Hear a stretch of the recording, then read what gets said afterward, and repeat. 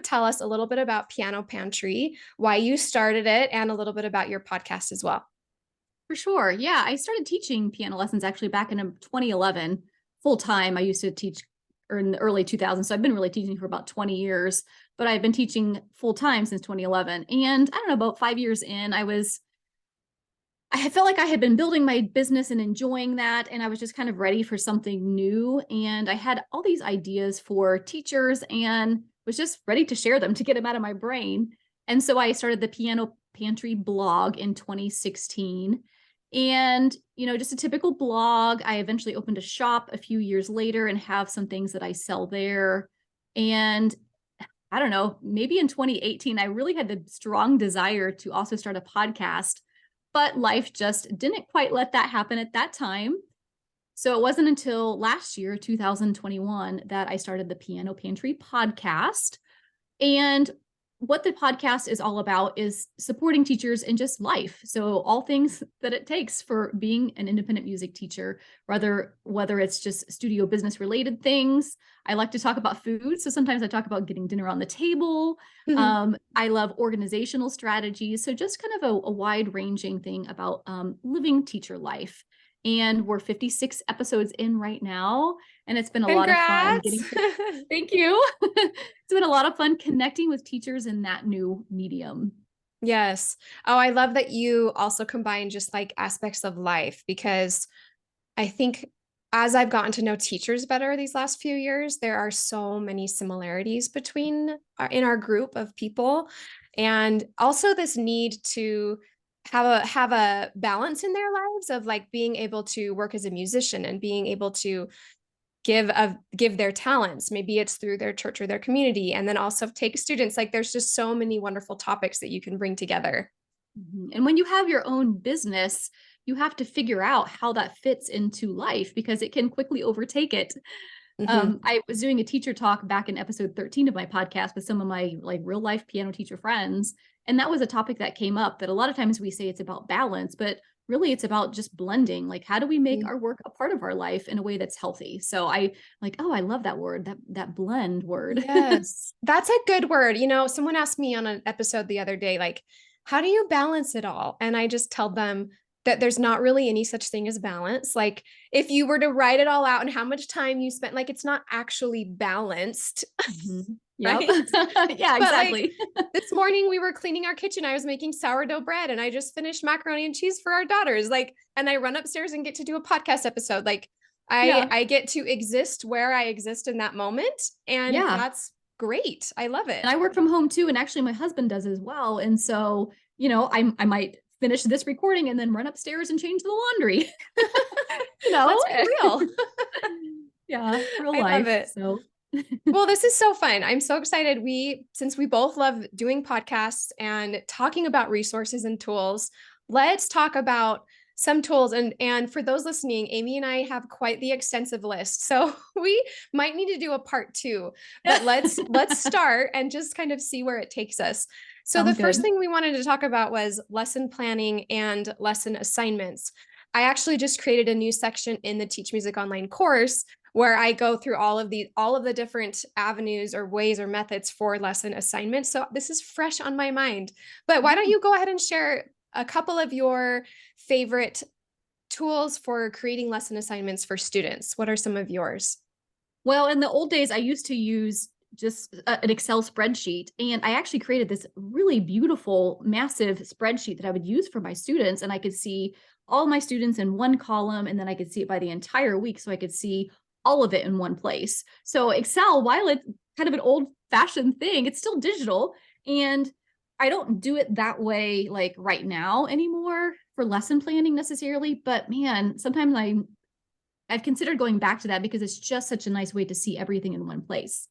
However, now that things have gone online so much more, we went through the whole COVID thing. I'm now using Tanara for all my Mhm. lesson assignments. And, I just love it. It's not perfect. There's, other programs out there, but so far it's working great. I especially love that you can attach files for students, audio recording so they can listen to it at home.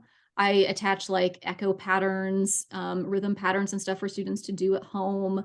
And I can also chat with them if they need to. Sometimes they'll send me recordings of their playing, or, say, hey, Miss Amy, I thought that I was supposed to do this assignment, but it's not listed. Did you miss it? Mm. So we can communicate freely and easily that way. So right now, Tanara is working great for me. I love Tanara, especially I think during the pandemic, Tanara was one of the only apps doing such a good job with Mhm. that. At the time, I was teaching teachers just to use Google Docs and have a Google Doc, and you share it with the parent and they can see you typing in information in real time. And still to this day, when teachers want a free option, Google Mhm. Docs is amazing because Definitely. you can link your videos, you have a record of all their assignments. I usually would have parents print out the pages and have them during the week. Two new ones that I'm hearing are great are Practice Space. And one of the teachers that I know really well created one called Music Nest. And he Okay. has a little bit of a different approach where he calls them song cards instead of assignments. And your song cards are color coordinated based off of where they're at in progress. So if you're Okay. just like previewing it, it's like really light. If it's something that you're finished and passed off and done, it's like a darker color. And Yeah. anyway, it's really cool. And we'll link everything in the show notes and Yeah. caption, for those watching this later. So I know those are there's another some. one out there that's been developed that's fairly new that I created an account for, but I haven't really had time to play around with, but I'm curious about it. I think it's called Meta Practice. Mhm. So I'm sure there's going to be more popping up, but it's good for teachers to have some options now. And I think teachers need to know with everything we suggest today, there's not I don't think either of us would say this is the one you need to use. It's all about what you're trying to accomplish with these tools and your personality and how you learn things. If you're visual or whatever it is, testing Exactly. things out is going to help you find, oh, this is the one that solves my problems. Yeah, it's how your brain works, right? How does your brain work? Yes. Okay. Apps and games. What apps Actually, and can we games? pause for a quick second? Yep.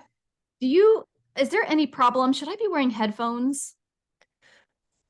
I'm just wondering if my speaker system might be Your capturing. your so what's good, it'll capture my audio through my mic and it'll capture the computer audio for you. So there won't be any echo in the Okay. in the Because when recording. I recorded my podcast with somebody the other day, I realized that it was capturing the speakers in the background because it was recording from my microphone. So I had to use my Right. headphones. But Yeah. this shouldn't be a problem with you. I stopped using headphones because they hurt my ears, and I've Okay. never had an issue with echo, with any Okay. kind of echo when it's just one person. And I think especially because we're doing two files, there It should be it'll okay. record mine and then yours totally separately. So no, it should be totally fine. Okay. I hope Unless that's you're okay. hearing an echo, is that bothering you? Is it something? Oh, I Just just didn't know if it thought. was picking up the sound coming out of my speaker system. Yeah, I'm not hearing any echo for you, so I think we're good. Okay. Okay, cool. So go ahead then. Okay. Let's talk about apps and games. Of course, there is an extensive list, but do you have a few top apps that you always use with your students? I do. Note Rush, I just use all the time. I just love the fact that it's connected to what students play directly on the piano. It's just not naming a note with a letter name. And the kids really love playing it. They get to play it right on the piano, and it's quick moving and it responds to them. I actually I use it so regularly in my lessons that I finally created a progressive series of assignments, basically, that I use. And it's not so much assignments, but I use it so that I can keep track of like what notes I've worked with them on. And so how you can create a link and share it in Note Rush, so you can Hmm. like attach it into Tanara. Well, I just created a whole repertoire series in Tanara for Note Rush that's progressive, and it's just numbered like 1, 2, 3. And then the student works on that level. Then the next week they get the next level, and it's already like Wow. preloaded. Yeah, so that's actually available on my website if anybody's interested, but it's just made it so much easier to just track student progress.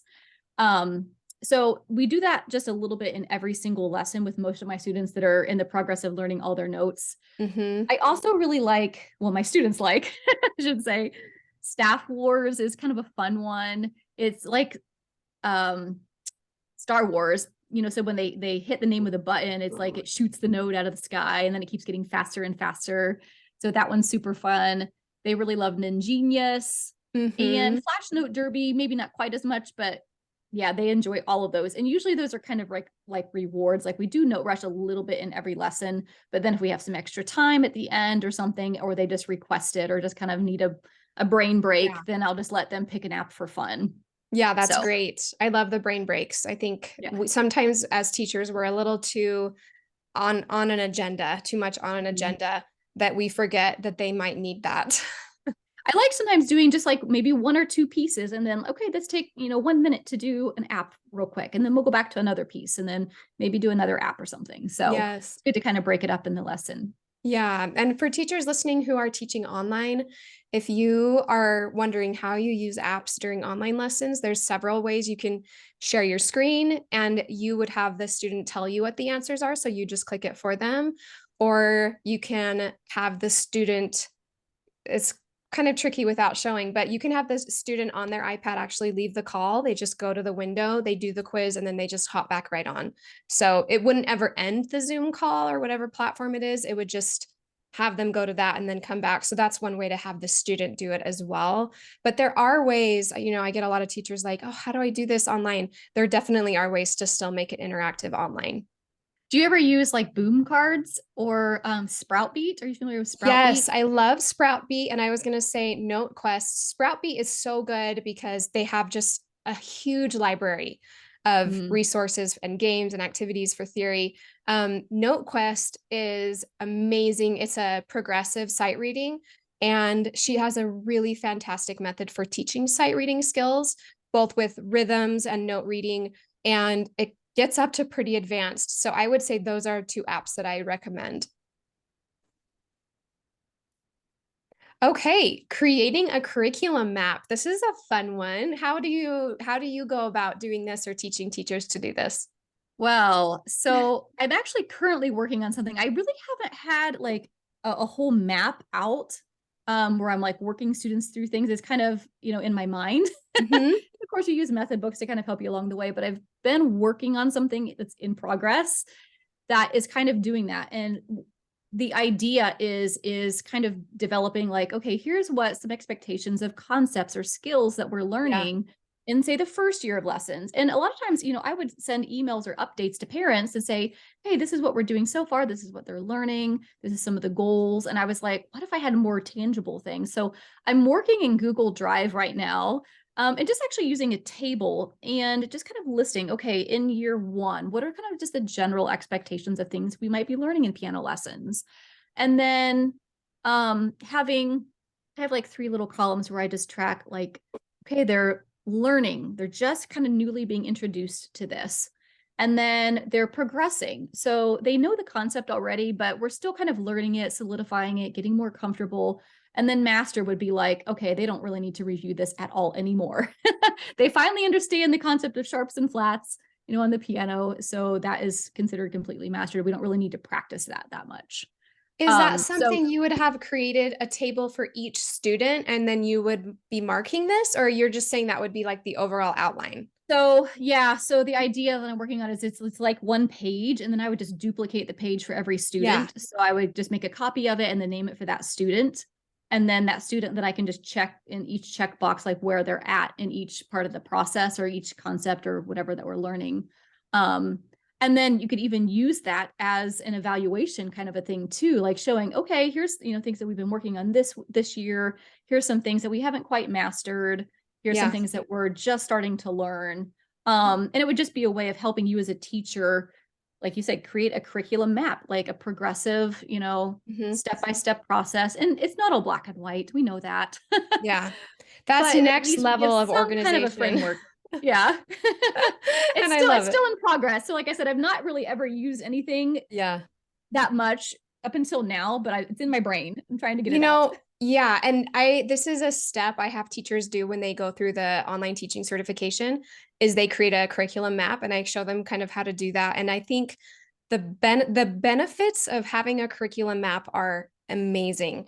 Mhm. If you think of almost any other subject taught, they all have a curriculum and they all have a framework and something they follow.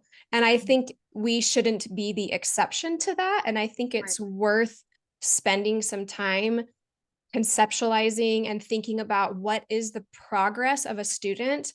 And then, to take it another level. So doing exactly what you said, coming up with the milestones, and then are they hitting those milestones, maybe at what level? But then maybe what's really helpful for teachers is listing out all of their library of resources for each of those levels as something they can grab and paste into a lesson. So for example, all of the books you use are likely in Amazon, most of them, and grabbing your Amazon links in advance. So at the end of a lesson, you open that curriculum map, you copy that link and put it in their folder, their digital folder.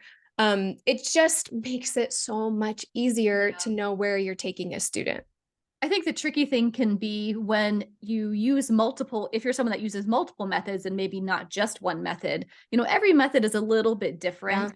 So just trying to come up with like more of a general, maybe that doesn't, I mean, maybe if you use a couple of set ones, you could do specifics like tied directly to what that method is.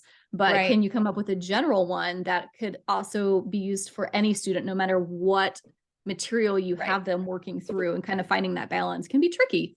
Oh, absolutely. I just interviewed a teacher who's one of our members, and he's a guitar teacher and piano teacher.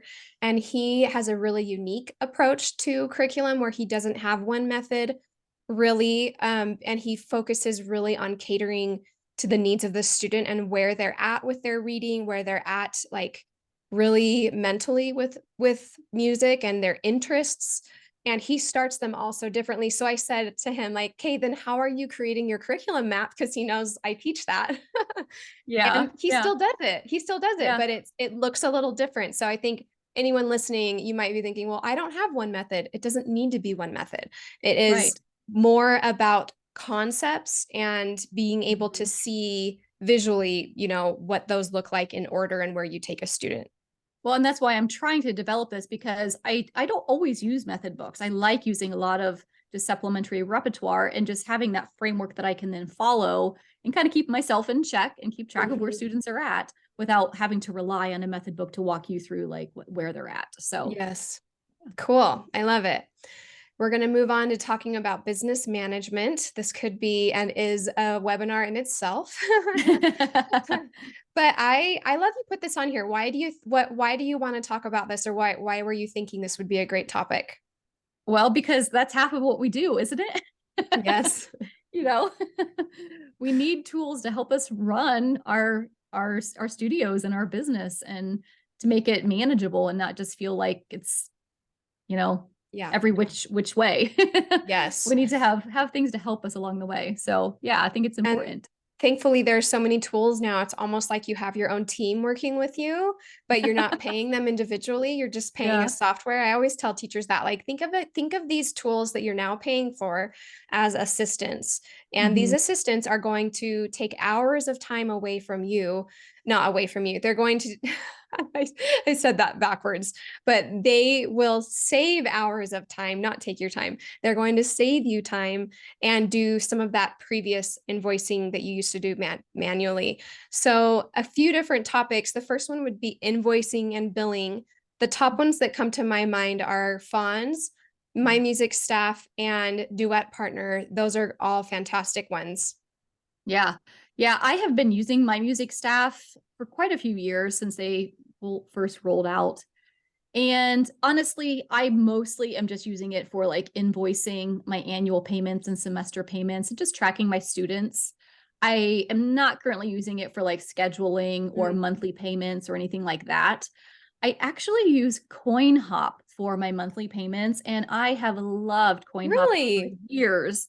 And several reasons. One, their fee is much lower than some of the other ones that you connect. What is it, Square, or what's some of the other I ones that think they can all of them that I've seen are Stripe? 2.9% plus 30 cents. So what's your Yeah. fee? CoinHop, I think, is 1% still. It's very low.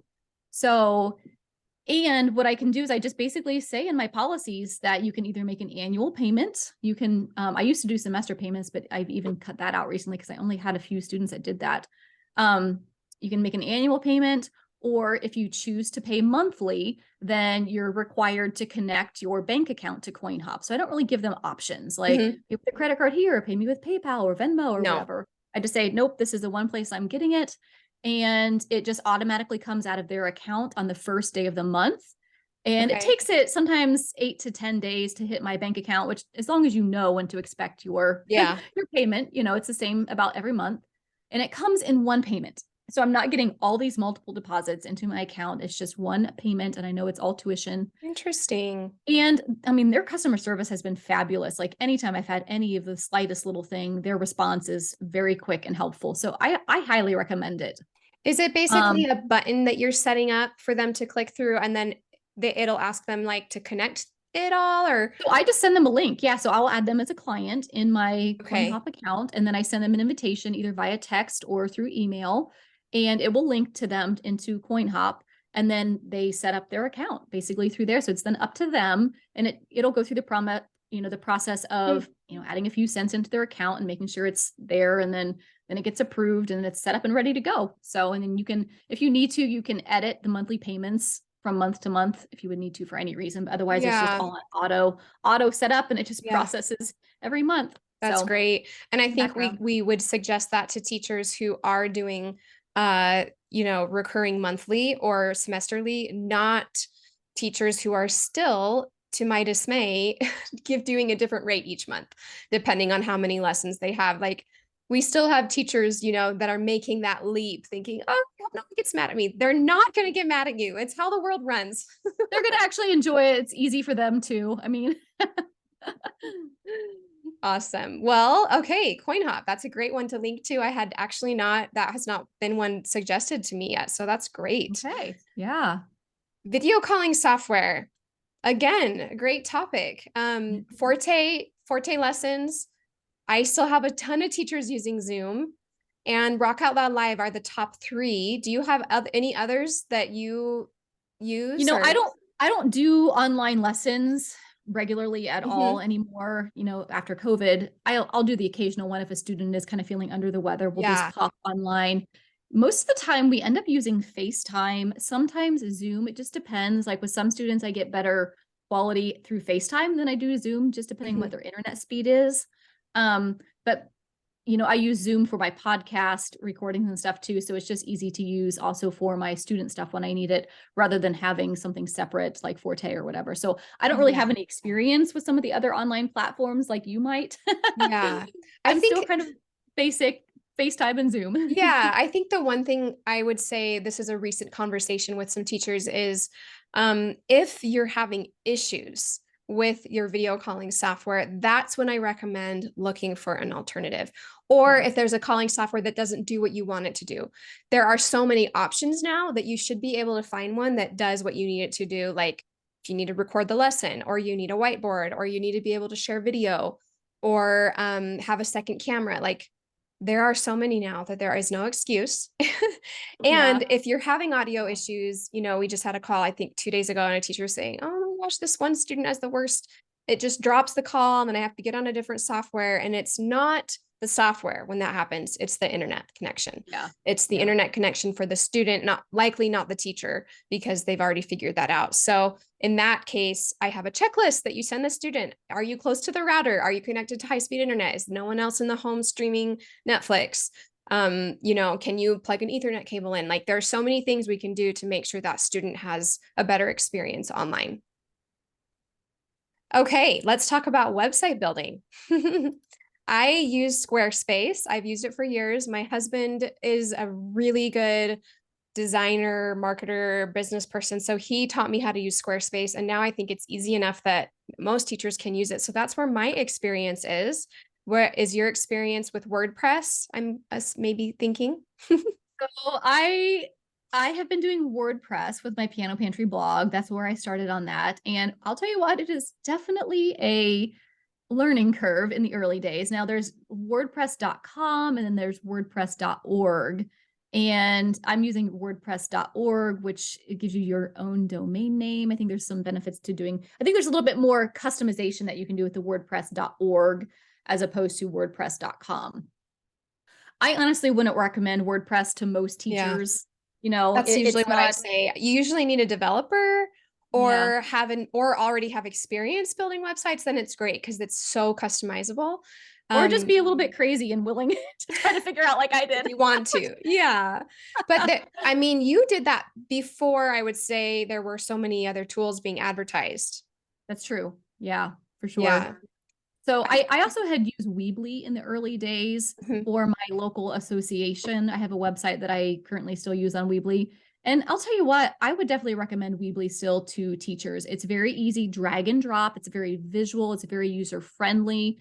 And I have not used Squarespace. I've been wanting to look into it just to kind of see because I know it makes beautiful websites and everything I Yeah. hear is it's pretty user friendly. Yes. But Weebly is very much the same way. So yeah, I would definitely recommend Weebly to most teachers. Hmm.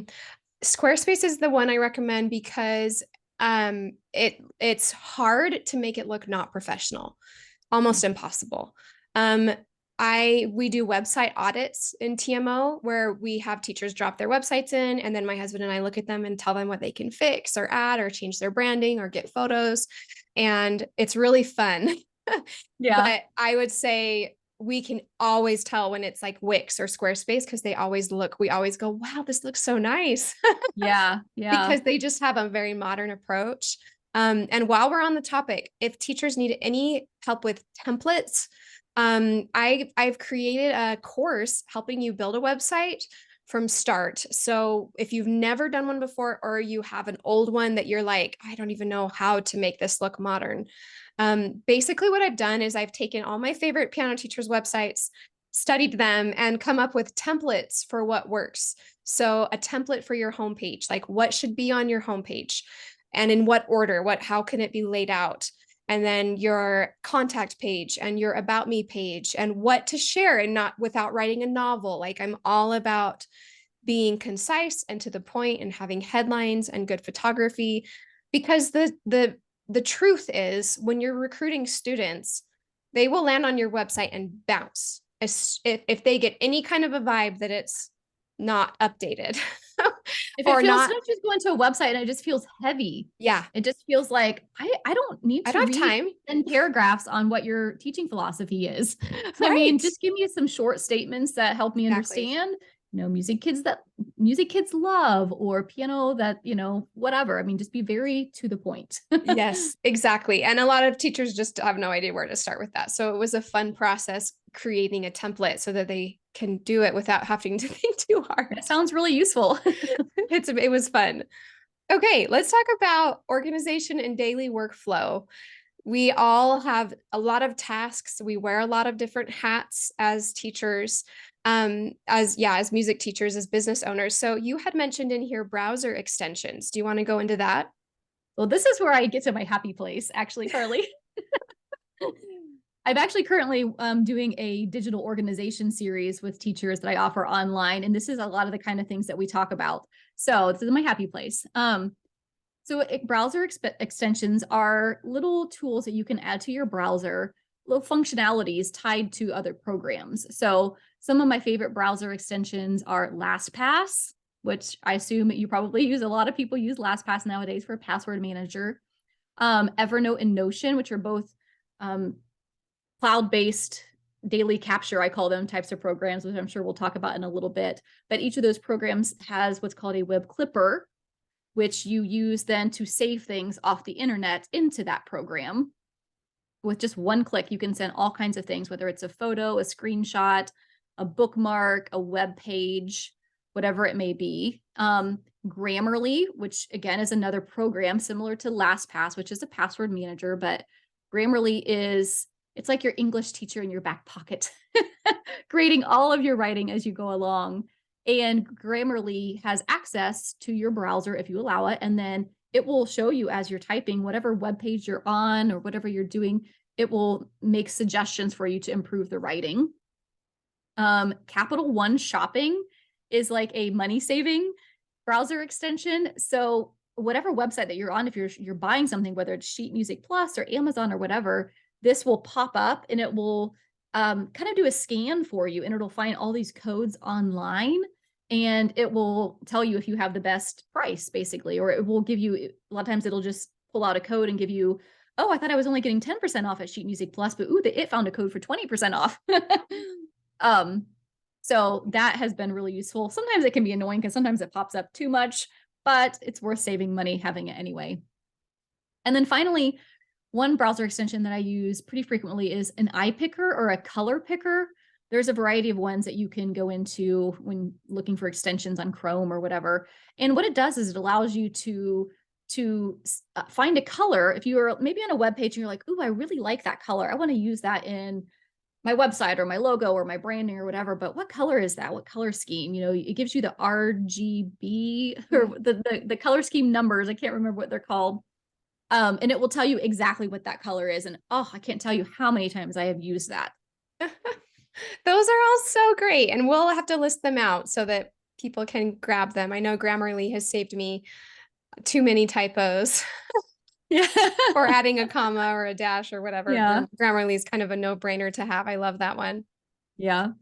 Okay, so a couple of other things that we have under daily workflow. I think one thing I want to mention is your time management. And I'm all about helping teachers manage their time, but some of those tips would be trying to batch what you do. And I teach a method for doing all of your lesson planning on one day of the month. And a lot Mhm. of teachers just like laugh that you can't do that. And then they come back to me a few months later and they're like, it was really hard at first, but once you get everything organized, you actually can do it and it saves a lot of time. Mhm. But finding ways to categorize your tasks and do them one day of the month or one day of the week if you need to, versus just like flying through a number of tasks every time, Mhm. every day, or every time you sit down to do your tasks. Yeah. Another one we mentioned was cloud-based storage. So I know Google Drive and Google Photos are favorites of mine. Are there any other cloud storages that you use or would recommend? For the most part, I do use both of those a lot, Google Drive and Google Photos. I mostly use Google Drive when I'm sharing things with people, whether Mhm. it's folders for my digital organization course or handouts for presentations I'm doing or something like that. My husband is a techie, actually way more techie than I am. He's a Salesforce developer, so he knows all the stuff. And he actually has us on a our own cloud called Synology. So a lot of our actual files are saved there, which is supposed to be, Cool. I mean, it's not backed up online with another company. So we Yeah. know that it's safe and secure. So he likes using that. So a lot of our stuff is actually on that. But otherwise, as far as my business goes, I use Google Drive for a lot of things and Google Photos as well. I like Yeah. using albums and Google Photos and their face recognition It's for amazing. being able to view one student's thing.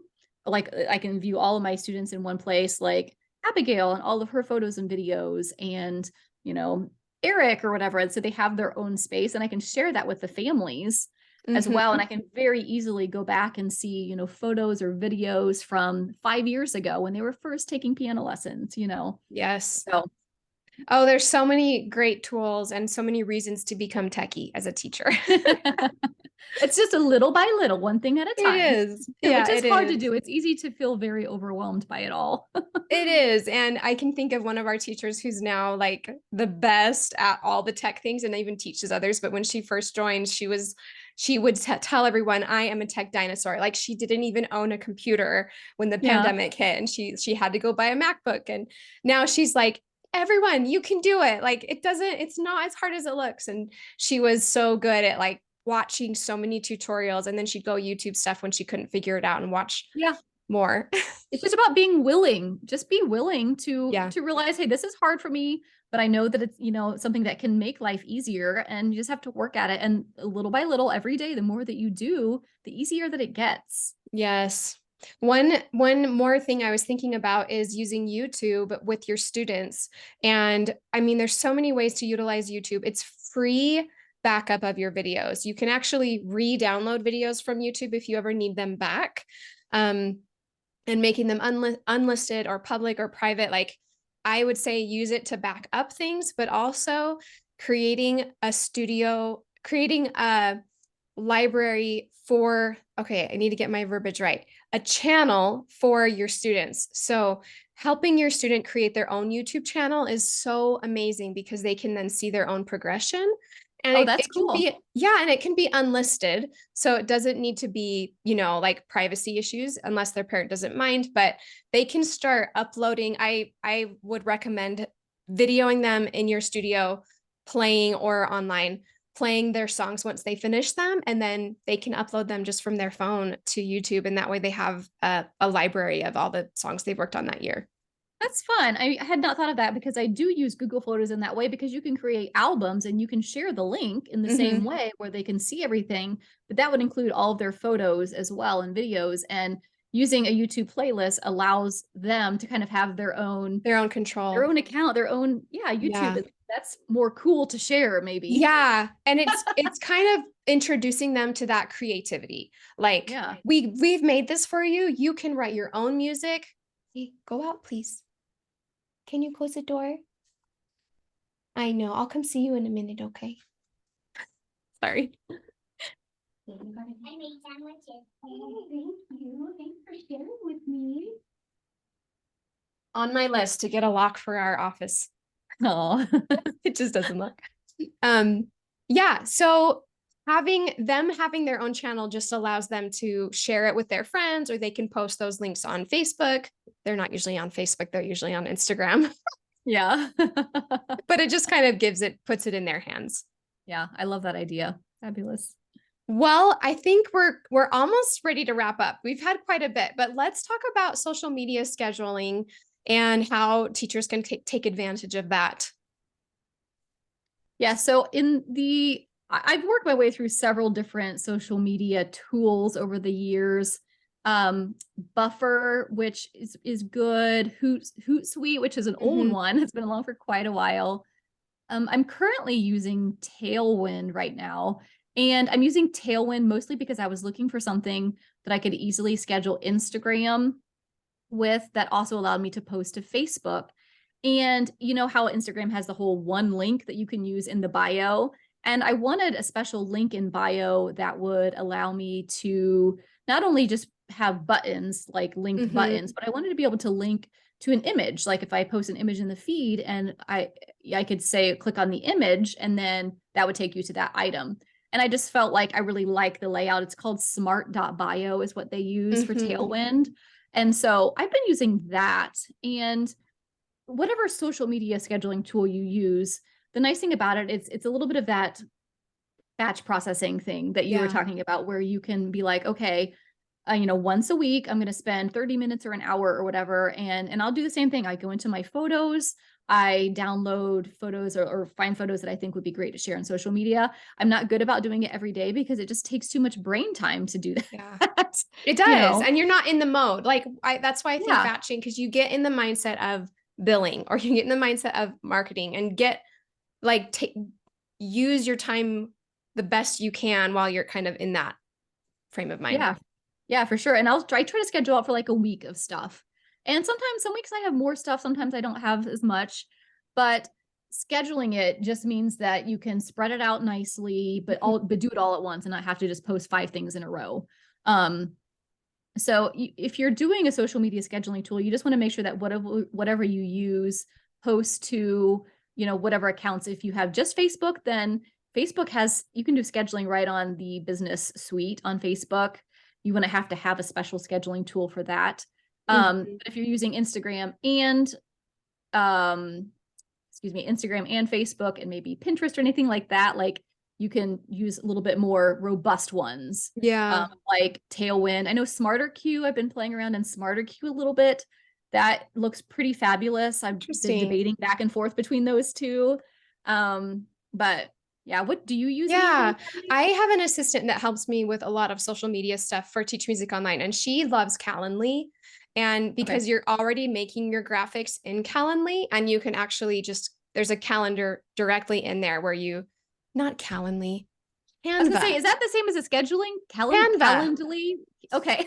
Gosh, my words today. I don't know I where. was like, really? Calendly does social media? No, Calendly is fantastic. That's another resource we should mention. But Yeah. Canva is where you're creating your graphics. There's a built-in calendar. So whatever graphic, you can just assign it to your calendar and you can do it to your Facebook or to Instagram. But honestly, Instagram now has scheduling built in. It didn't used to. Mhm. It's new where you can actually schedule stuff in advance, where Okay. before you had to use a scheduling software. Right. You just couldn't do it through Instagram. Right. Interesting. I haven't tried the Canva. I mean, I'm a huge Canva person Yes. and I just haven't So gotten to that. easy. Sometimes it's funny because sometimes like when you're using something that's working really well for you, you don't always need to go looking. Yeah. And that's a good thing. I mean, you don't want to always feel like, oh, here's the latest greatest. I got to go. It's very easy to feel overwhelmed by that. And like, even, I mean, I've been using Tailwind for like a year and I was like, finally, I'm set on something. This is what I'm going to use, you know? Yeah. And then I see Smarter Q and I'm like, ooh, and then I I'm like, know. oh, now I have to make a decision again. You know, what do you want to Yeah. do? Decision fatigue. It is. It is. It's just there's so many new things. But Oh, I think for a lot of teachers, Canva would be a really good solution. yeah. Um, And it's just included. If you're paying for the pro account, I believe it's just part of it. So you don't have to pay extra for something else. So many ideas, so many wonderful things for teachers to think about. Where can they reach out to you if they want to learn more about your products and your podcast as well? yeah, for sure. Pianopantry.com. And my podcast page is just pianopantry.com/podcast. Nice and easy. You can also find me on Instagram at Amy Chaplin Piano or on Facebook at Piano Pantry. Awesome. And for teachers that have any questions about Teach Music Online, the website is teachmusic.online. And on Instagram, it's Teach Music Online. We have a huge Facebook community that's free that's called Teach Music Online. So all you have to do is Google it and you'll find Nice me. consistency.